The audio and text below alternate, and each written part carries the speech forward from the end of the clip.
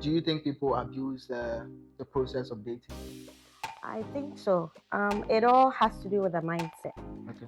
I think the way the older people uh, experience their form of relationship is different from how we are seeing it. Yes, that's very true. Like even some of us who are a little older, that the way that we see relationship go is different from what is going on now too. Okay. How are we conceptualizing the whole idea of dating, considering that we are bringing the dating app? But I never knew of dating app until I got to the US. Okay, I'm very old school, so I'm not. I always say I always say that God knows me. He will not put my man on there because He knows I'm not going to. But it's Okay. worked for some people. So the fact that it's not worked for me, or I have not tried it, because I can't even say it didn't work for me because I don't try it. Yeah. I've heard of stories where people met. Okay. So I think some people are using it correctly, Okay. but it's also dangerous Yeah. because there are very weird people out there. Yeah. And so we've heard of people catfishing other Yeah. people, but that does not mean that it's not good if it is used correctly. Okay. Some relationships have developed that have ended in marriage, and the couple are doing well. So. Yeah. I just want to know. I mean, how will if a man comes, what will be the kind of your ideal package that would make you feel like that is the man, like this man is really in for serious business? Ladies have notions of what they want to see in a man. Now, when I was younger, I had my own, like somebody would say he has to be tall, dark, and handsome and all that. Six pack, whatever. But as I get older, I see that those things are not very important. Auntie Elsie, what is the prime time that people is ideal for people to start to date? Based on experience, I would suggest like late teens, early 20s, you need to start thinking about it. Okay. If we talk about maturity, it also leads to what is called a wife material. I don't know if you've heard that before. And people said, "Oh, I'm a wife material." What do you think? It's the ideal wife material that we are talking about here. It used to be that when people talk about wife material, it means that you see a girl who can keep her home. Do you think that people, once they are dating, should be having a sexual affair before they marry? I'm a Christian, so I would say no. The act of sex, it's good because God created it. Sex is good. It is good because anything that whatever God created, He looked at it and He said it's good, right? So if He says it's good, then we know it's good. Okay. But the thing is that sex, to me, was created for marriage. Okay. I heard from a lady pastor who was saying that she is one of the pastors that believe that people should have sex before they marry. So you see, there are a lot of there are a lot of things that are not biblical. People want to use their own perspective. I lived in some parts of Western North. There was a man whose manhood is nothing to talk about. But it's important. No, it's small. Right? Like it cannot do anything. But who says that if a man's manhood is small, it means he cannot do anything? No, I'm just saying that you don't want to marry someone and the person can we date more than one person? I would say no. But how would you feel if you're going out with a girl and then you find out that the girl is going out with another guy? That is a problem. That's what I'm saying. So once you make it a point that this is the person that I'm studying, then study that person. If it doesn't work, then go find somebody else. But don't keep too many people together. We need to be very careful these days because there are a lot of people who come into our lives with intentions that are not right or pure. And so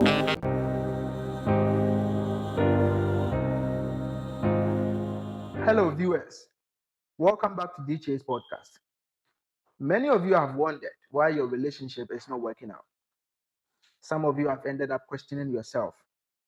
Is it me or is it the other partner? Today we are having a real conversation about real love or infatuation. We are also describing whether that's a true love or you are in a wrong relationship. If you are here with me, stick with me as we discuss some of these issues. We'll come back.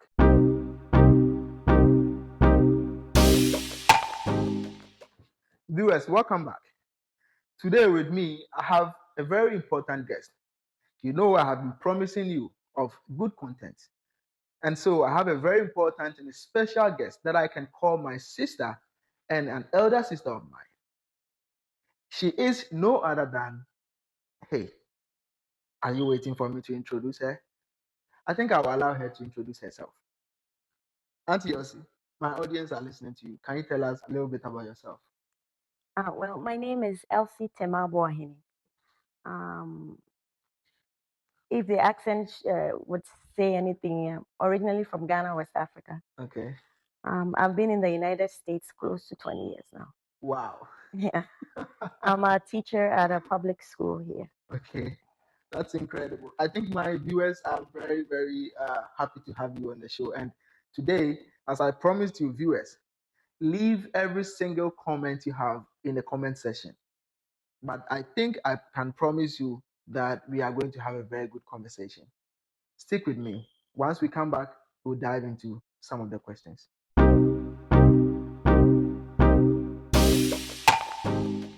Auntie Elsie. Yes. Are you ready?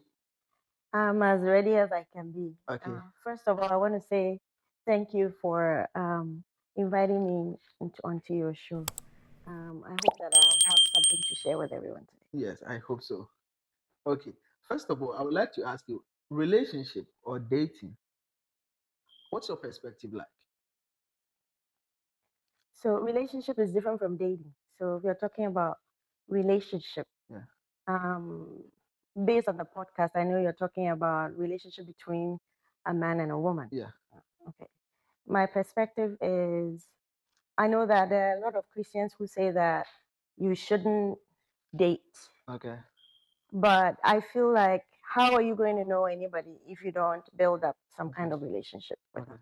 Like, it has to grow. Yeah. And so I think it's a good thing. Yeah. Because the foundation of the church is a family. Okay. And the family cannot start without a relationship between a man and a woman. Yeah. And so to me, it's a good thing. Okay. It's just how we go about it. How is dating in your perspective? How can it be a bad thing? I mean, you mentioned that it's some people think you don't have to date, but do you think people abuse the process of dating? I think so. It all has to do with the mindset. Okay. So the people who are in the relationship, what is their mindset? If the mindset of the parties involved is just be with someone and mess around with them, then that's not it. Like if they are in it for a purpose, like the purpose that that is biblical, then it would be wonderful.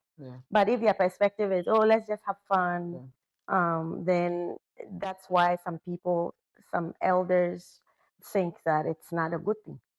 Because I don't think our families, our parents had to go through dating. Oh, what did they do? If I remember correctly, my mom and dad, they didn't really go out like we say it now.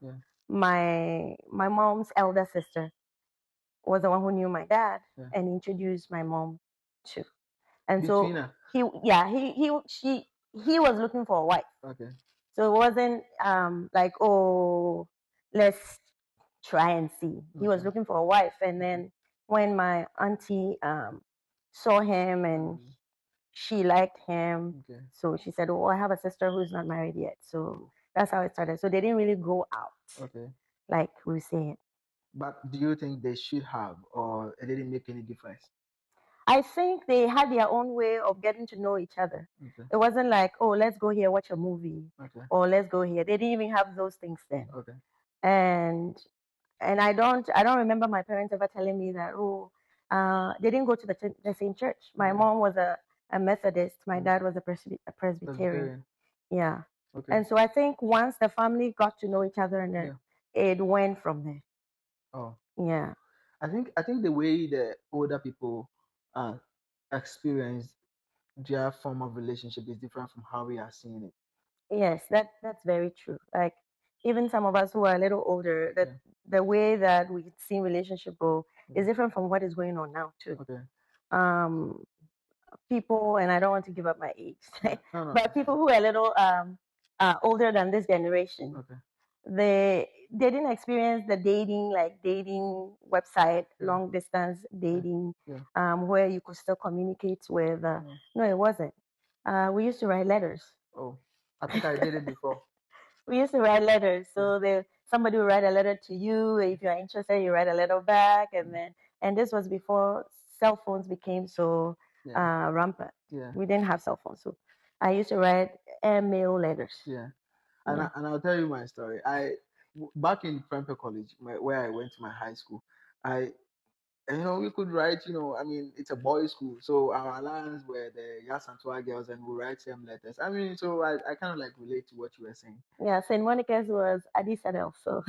Oh, St. Monica's. Munche and Addis Adel. And Addis Adel. Yeah. But that was a long distance relationship. How were you guys linking up? Okay, so those who were in those relationships, they had their way of writing letters and so on. Yeah. And then we had cell phones. We didn't have cell phones, but we did have like booths, if you remember. Oh, so that so people will go and call others, but then because they didn't have cell phones, then you have to let the person know that, oh, I'm going to call you this time, so you all go meet at your booths and then talk. So things have changed.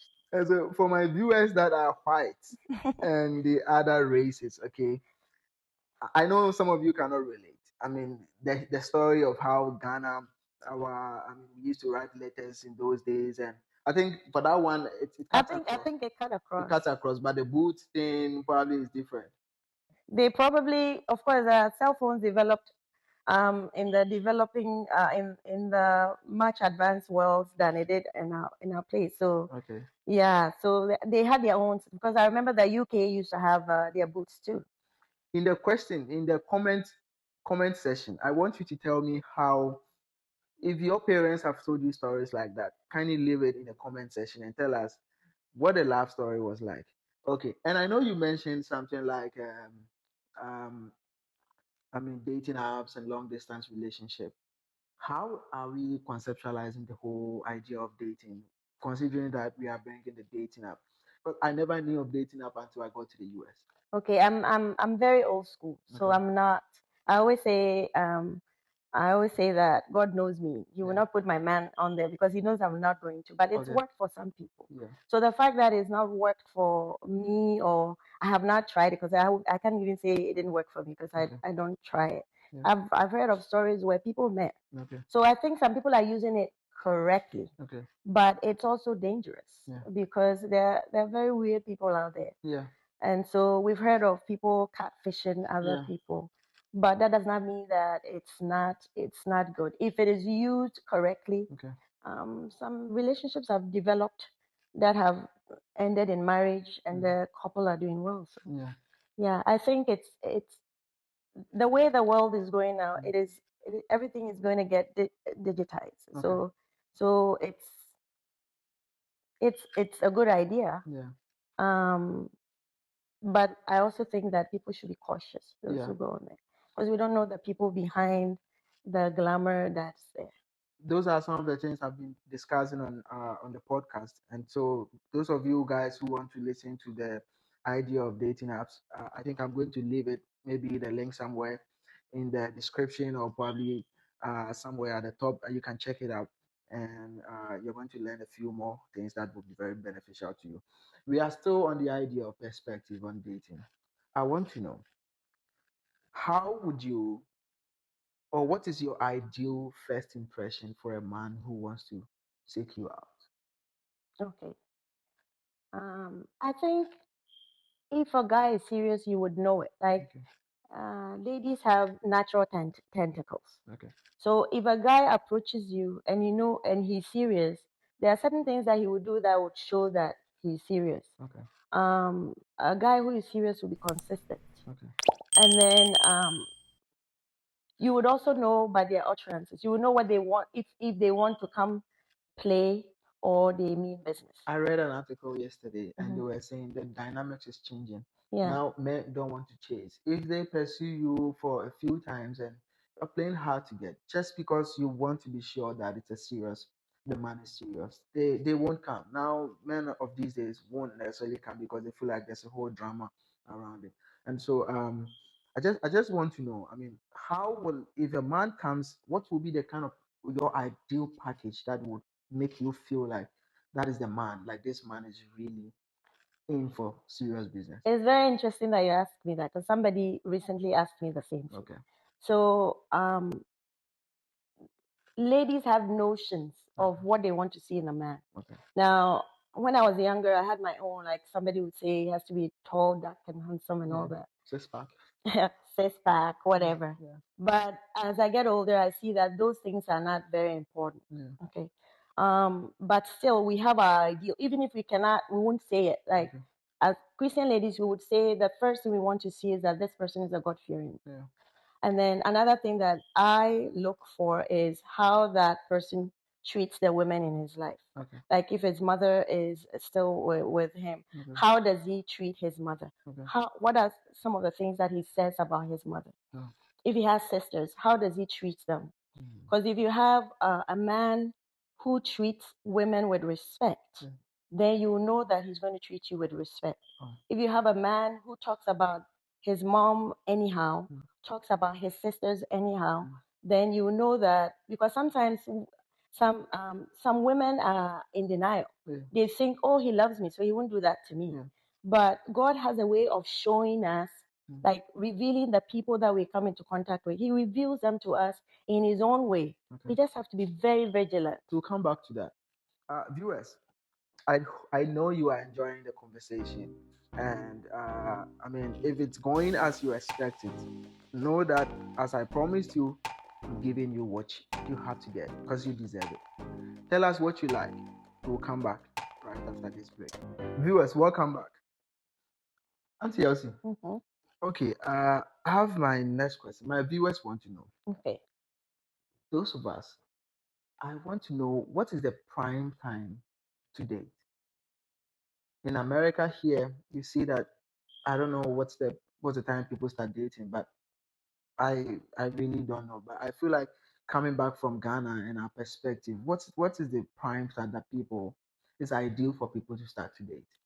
The thing is that I cannot really give you a set time or an age, or because but I would suggest, based on experience, I would suggest at least when you hit your, if you want to wait a little bit, when you hit your like late teens, early 20s, you need to start thinking about it. Okay. Because sometimes if we delay too much, then it gets harder, especially for women.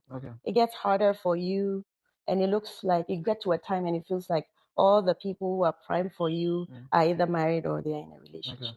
So I would not give you a set time, but I would say in your late teens, you have to start thinking about, and especially if you're Christians, you need to start praying about relationships.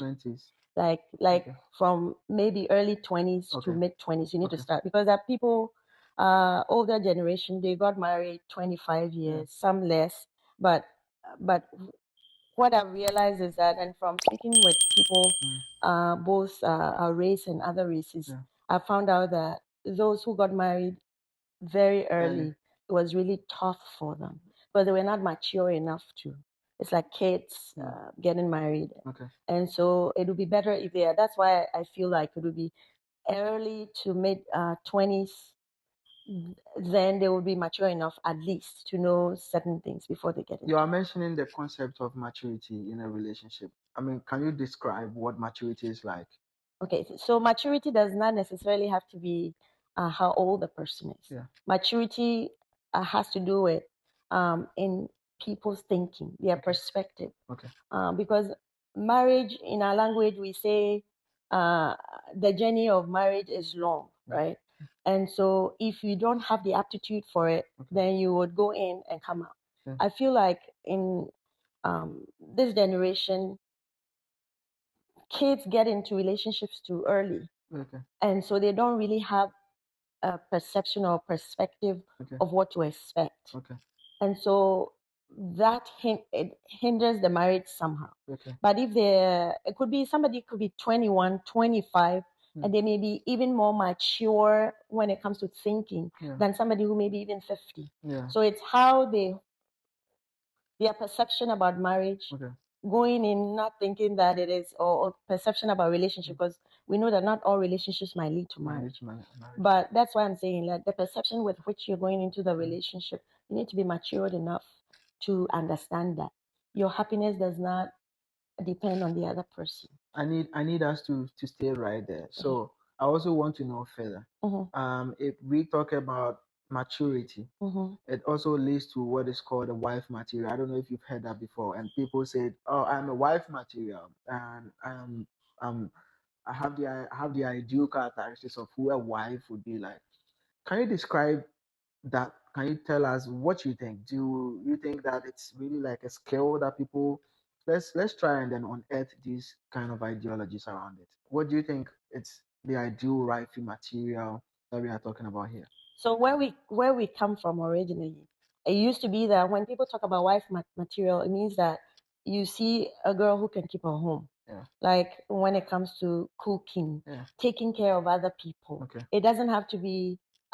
If you go to a home and you see how a girl is, you see them cooking, they're taking care of other people, they have other people's interests at heart. It's not all about them. They think about, they've prepared themselves to live with somebody else, or to move with somebody else, to create some kind of bond with somebody else. Then we say the person is wife material. If you have a girl who does not think about anybody else but themselves, they don't know how to, because I know now they don't necessarily need to know how to cook. In our culture they do, right? But now they don't necessarily need to, but at least they would have the interest of the other person at heart. Even if they have to go out to eat, it's not going to be her expecting the man to be, you would see the girl come, are you hungry? Should we go out, get something to eat? Not about, I'm hungry, get me something to eat. So if you see that the person is caring, ready to like entertain another person in their lives, or not self-centered. And not self-centered. That's what I'm saying. If they are not self-centered, you can see it. There are some people that, and I would say that sometimes if you're a guy and you have female siblings, you get to see some of these things.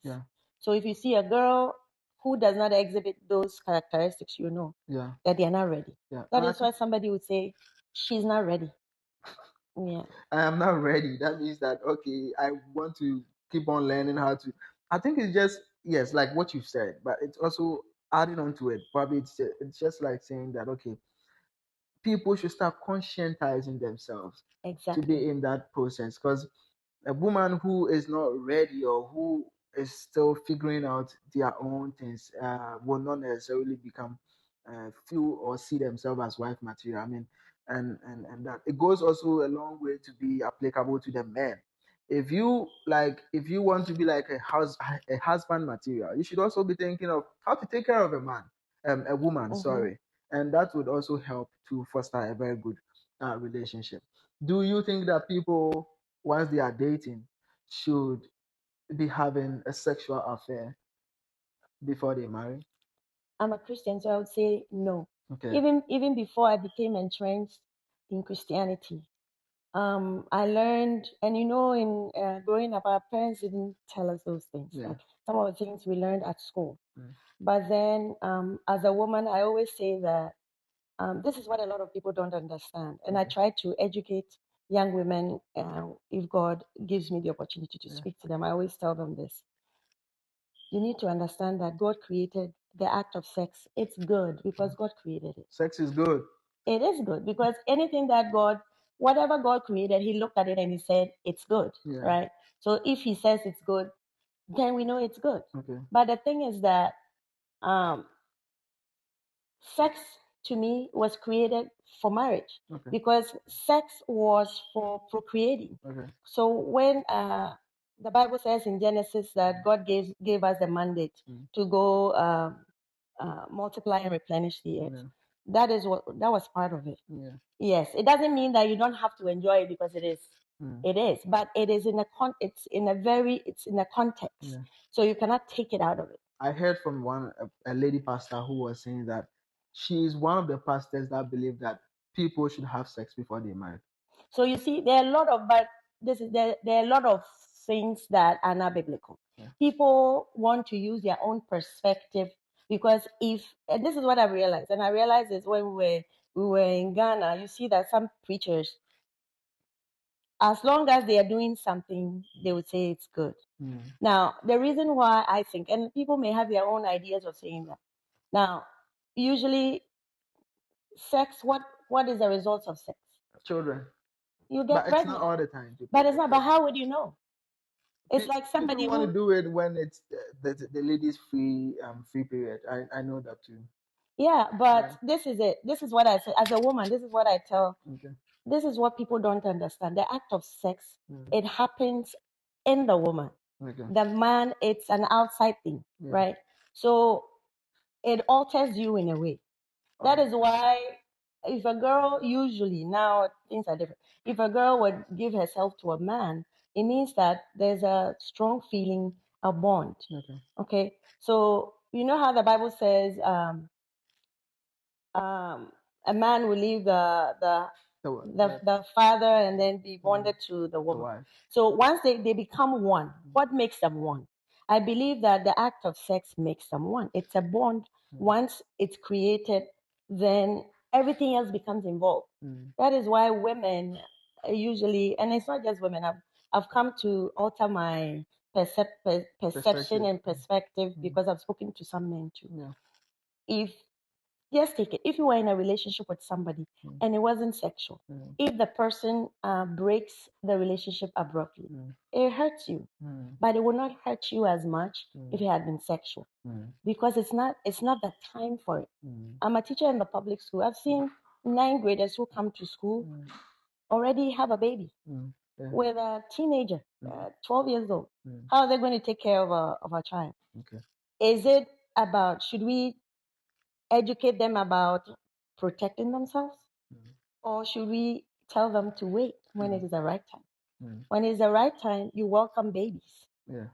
Okay. If it is not, what would you do? I mean, now you are bringing the perspective of, we are Christians, and I think I strongly agree with what you are saying, that people should not have sex just because it's made for marriage, okay, and the outcome of it also justifies that it should be in marriage. But in the situation where people marry and there's something wrong with the other one, what would you do? I mean, you marry a man and the man's man is not up. It's a problem. And so that's why a lot of people are coming up with this idea. How do we tell them that, okay, sex should be after marriage, or that? So what you're trying to say is like, you want to test it, test drive it. That's the reason why people want to test it. But this is the case. Anything can happen. Okay. Anything can happen, right? But but once you are sure that, okay, I tested it, the man is very potent, then you know that after marriage the man is potent. I think what we need to get from each other is honesty. If the person knows about what their situation is and they want to go the long haul with you, it's not just having a relationship. If they want to go the long haul with you, they have to be able to tell you. Because a lot of men would say just because they want you. I've heard stories. Okay, my mom has been telling me stories where a man really wanted the woman because the woman was every man's dream in the village, and he hid a lot of things. Men go a long way they go all the way just to get a woman. So they are not, and I can tell you, I lived in some parts of Western North. There was a man whose manhood is nothing to talk about. But important. No, it's small. Right? Like it cannot do anything. But who says that if a man's manhood is small, it means he cannot do anything? I'm just saying that you don't want to marry someone and the person will, then later on you will find out that the person's manhood is not working. But is that the solution though? That's what I'm saying. We cannot say, you see, as humans, we would do anything to justify the things that we do. Okay? So what if we've watched it in movies that has happened where people would say it's our culture that the woman has to get pregnant first so they know that she's fertile. And we have situations where they move on, the woman gets pregnant, and the marriage doesn't even go, come on. Now, this woman is has what we call in Ghana a trailer.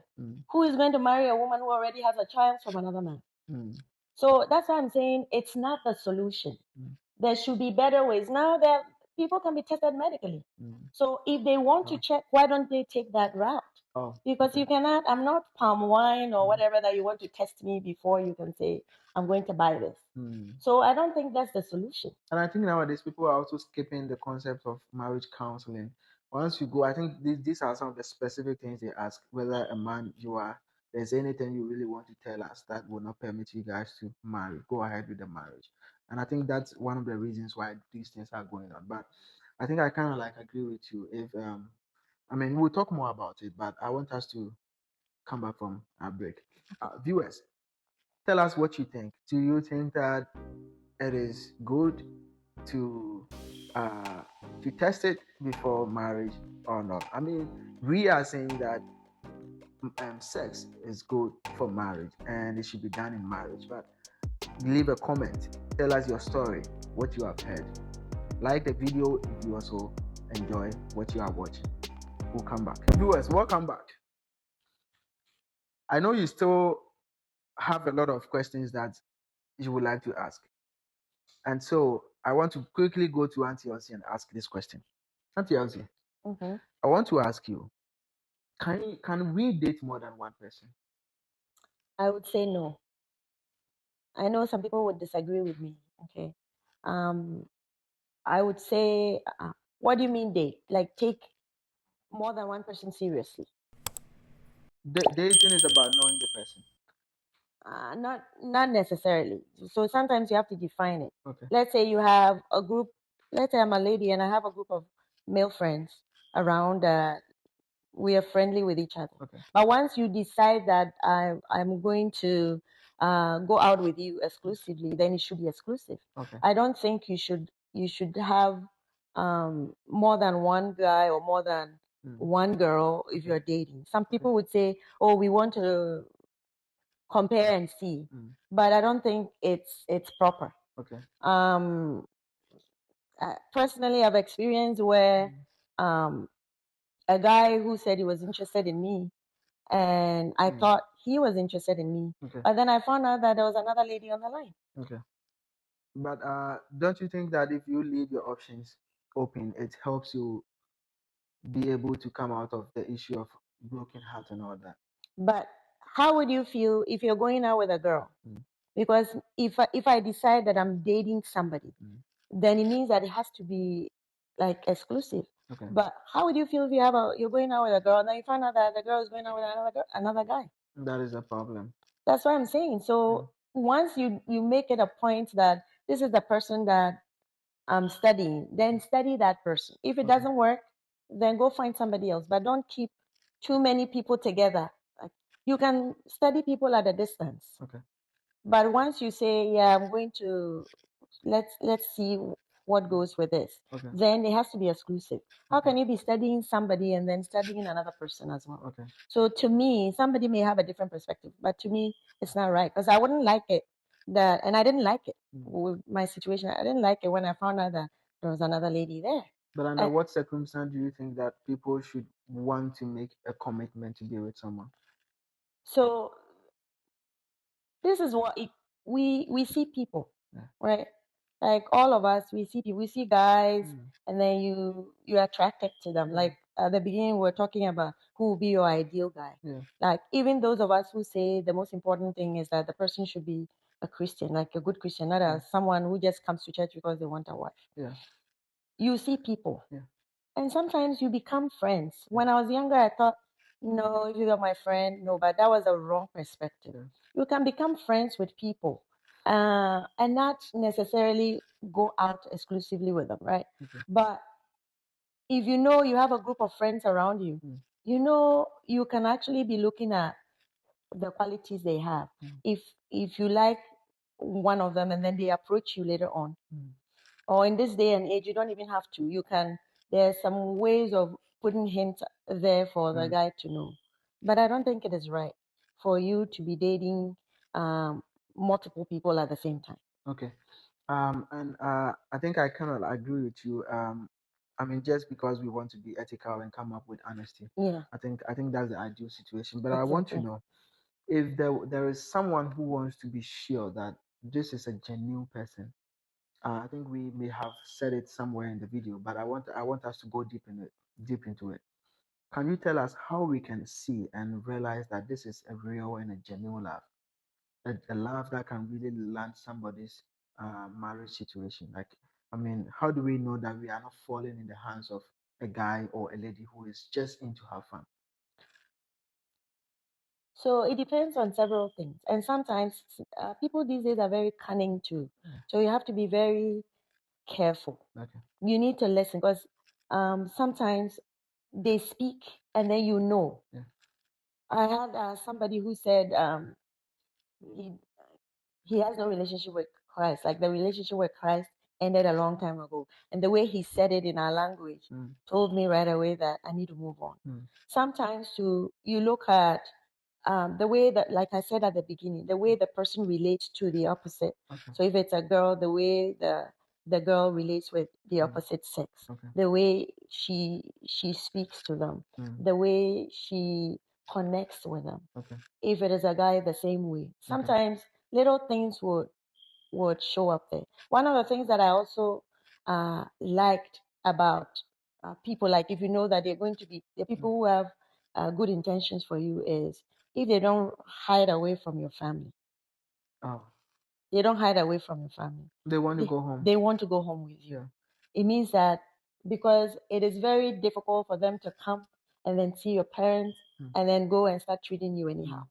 That is why I would always admonish people, especially young ladies. You need to look at the guys. If they are reluctant to introduce you to family, then you know that they don't have that. Maybe they are not just not ready yet to introduce. No, it doesn't have to be introducing. Okay. They could, if they are not even ready. I remember the relationship that I had been in. My mom knew about it. Okay. My younger sibling knew about it because we are that close. Yeah. My dad didn't know about it. Right. Why? Because I wasn't ready to take that step yet. I mean, Prof always has a problem with me mentioning that you don't just take people to them. I mean, unless you are. And that's what I'm saying. But at least it doesn't have to be mother and father, siblings. If you know how they relate to your siblings and all that, then it means that they care. But if there are people and they don't even want to introduce any of their family members to you, even if you're just girlfriend and boyfriend, wouldn't you know some of their family members? Yeah. If a guy is always keeping you away from the family, then you know that he's not ready. No. Intentional keeping, or I mean, people. Maybe the woman hasn't asked, but if you have asked, I don't have to ask. Oh. No, I don't have to ask. Like if your brother comes here and then you're in a relationship with a lady, and if you know that this is somebody that you're thinking of for like serious, you would want to introduce. You're not introducing them to your father. I always say my younger brother, every relationship that he had, I knew about it. Even if he was not able to, he was not ready to tell my parents. So at least we know that, and I know my brother that if anything happened along the line, it wouldn't be him because he was serious. Yeah. So once, and then he tries to know, like you communicate with family, but not forcing it. Forcing it is also to me, is also very negative. Yeah. A guy who would take your phone and call your mother, no. It's like, no, that's a no. I watched a movie, and I think I like the way that is really what they do here. There's one movie that I watched that the young girl met a guy, and the lady went to seek permission to go out with the guy, and then the parents were like, "When are we seeing the guy?" You know, they really want to see the guy get close to them. I think that is a very good one. But from where we come from, I don't know. But at least from my experience, people try to hide it as much as possible, which is not good, as you have said. When I was in secondary school, we lived in Kumasi. I had a male friend who would always come home. At one point, Daddy thought there was something going on between us. Did you get him from Munchi? No, he wasn't. He was at Kumasi High School. Kumasi High School, but we met through SU because they came to do a program then, and we lived in the same area. We didn't even know. Yeah. And even when I wasn't home, he would go home. So why did go home? you? Even when I wasn't home, you go home and say hello to my parents. That's a sign of a very good intention. But you see, I was too naive then. Oh, okay. Too naive, and so that's why I'm saying we need to be very, very careful. And that passed because I was that naive. Okay. I think these are just a few questions that we have. What do you say? What are your final thoughts that you want to tell my viewers? Okay. If I have any final thoughts, it will be like this: that we need to be very careful these days, because there are a lot of people who come into our lives with intentions that are not right or pure.